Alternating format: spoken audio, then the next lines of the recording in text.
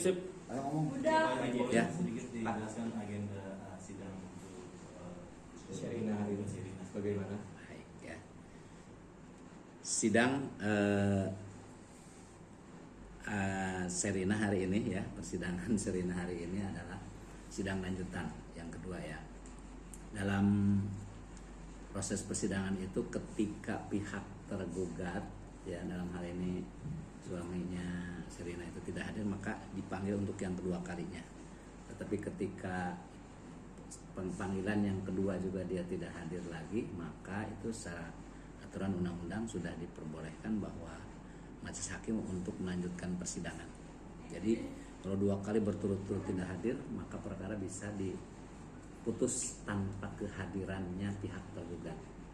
Jadi informasi yang terakhir yang kami dapatkan karena baru selesai persidangannya, persidangan Sherina hari ini adalah diputus dengan putusan per strike. Artinya putusan atau juga gugatan Sherina itu dikabulkan tanpa kehadiran pihak tergugat. Karena dua kali berturut-turut dipanggil secara resmi dan patut ya, karena ini panggilannya persidangan secara ekor, kemudian panggilannya melalui panggilan surat tercatat dari PT Pos Indonesia. Jadi dua kali persidangannya patut panggilannya, kemudian hari ini proses persidangannya dilanjutkan dengan diawali pembacaan surat gugatan, kemudian langsung pada pembuktian. Kebetulan sudah siap bukti-buktinya mungkin ya, karena pengacara mungkin sudah tahu. Kemudian setelah itu langsung musyawarah majelis gitu ya. Itu barangkali informasi yang bisa disampaikan, karena memang kami sendiri hari ini kan belum bisa membaca detail putusannya, karena kan majelis hakimnya baru selesai sidang, paling sekarang lagi proses penguploadan putusan. Jadi baik. Oh iya, tidak hadir. Yang hadir hari ini adalah penggugat prinsipal dengan pengacaranya, dengan kuasanya. Tapi pihak tergugat tidak hadir. Kalau yang sidang pertama kan hanya kuasa penggugat saja. Prinsipal tidak hadir, makanya majelis hakim memerintahkan untuk menghadirkan prinsipal. Itu acaranya seperti itu. Jadi prinsipal itu wajib hadir dalam upaya mediasi. Kalau pada sidang pertama tidak hadir, dia diperintahkan untuk sidang yang kedua. Kemudian pihak tergugatnya dihadirkan juga, dipanggil juga. Kalau sama-sama hadir nanti mediasi. Tapi ternyata pihak tergugatnya tidak hadir kedua kali berturut-turut. Sedangkan hari ini Sherina hadir, berarti sudah memenuhi aturan bahwasanya dia sudah menghadiri persidangan gitu kan. Kemudian juga pihak tergugatnya dalam hal ini suaminya juga dua kali berturut tidak hadir, makanya prosesnya lanjut. Jadi tadi itu ketika Sherinanya sudah hadir, pasti majelis hakim kan menasihati terlebih dulu ya, kemudian juga ya menyampaikan pesan-pesan moral gitu kan kaitan dengan gugatannya. Tapi dia tetap dengan rutan, kemudian dilanjutkan dengan pemeriksaan gugatannya. pukul berapa tadi pagi kira-kira persidangan dimulai?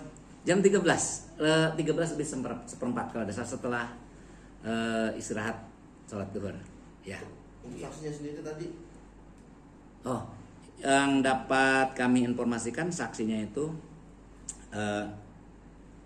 satu dari keluarga, kemudian satu mungkin orang dekat ya, ibu kandungnya sama manajernya. Manajemennya, dari manajemennya. Jadi berarti kan kalau dalam undang-undang itu, kalau untuk perceraian itu wajib dihadirkan keluarga atau saksinya juga. Untuk perceraian itu wajib dihadirkan keluarga atau saksinya juga saksi keluarga dekat gitu ya, atau orang dekat ya. Itu kalau seperti manajernya termasuk orang dekat gitu kan, bisa masuk, dua-duanya sudah masuk kriteria. Masalah perceraian seperti itu. Untuk Baik. yang dihadirkan untuk bukti yang dihadirkan. Kalau bukti-bukti itu sudah pasti, itu salah satunya adalah kartu tanda penduduk, pengenalnya identitas pribadi, kemudian kutipan akta nikah. Itu salah satu bukti yang wajib. Kalau yang lain-lainnya enggak, karena memang ini murni hanya perceraian saja. Beda kalau misalnya ada yang lain-lain itu pasti bukti-buktinya banyak. Biasanya cuma dua aja. Itu yang mungkin kita belum bisa detail menjelaskan itu, karena kan itu nanti di putusan adanya gitu ya. Oke. Pak Ji, berarti ini dari putusan ini sendiri proses berarti udah Tidak ada sidang selanjutnya. ada Pak. sidang. Persidangan untuk sementara selesai. Jadi proses berikutnya kalau pihak tergugat dia keberatan, maka dia ada upaya hukumnya namanya persek. Dia mengajukan perlawanan tentang putusan persek ini dalam tenggang waktu 14 hari. Ya, terhitung isi putusan itu sampai kepada pihaknya, kepada dia gitu ya, kepada pihak tergugat. Jadi hari ini kan putus. Nah, paling lambat kalau tidak hari ini, besok itu sudah disampaikan isi putusannya kepada pihak tergugat. Nah, nanti menghitung 14 hari itu adalah dia untuk upaya hukum. Upaya hukumnya adalah mengajukan perlawanan. Perlawanan itu contohnya dia keberatan ya dengan putusan pengadilan ini ke pengadilan agama ini. Gitu ya. Jadi itu upaya hukum yang dapat dia lakukan. Gitu ya. Kalau pihak tergugatnya tidak terima dengan putusan perstek ini. Seperti itu prosesnya. Ya. Kalau Tapi gana gini sendiri nggak ada ya Pak? Baik, Gana gini. nggak ada cuma perceraian aja. Alasan menggugat dari penggugat. Alasan gugatannya seperti yang pernah kami sampaikan dulu adalah perselisihan dan pertengkaran. Kalau faktor utamanya adalah secara garis besarnya itu adalah karena kesibukan kerja masing-masing.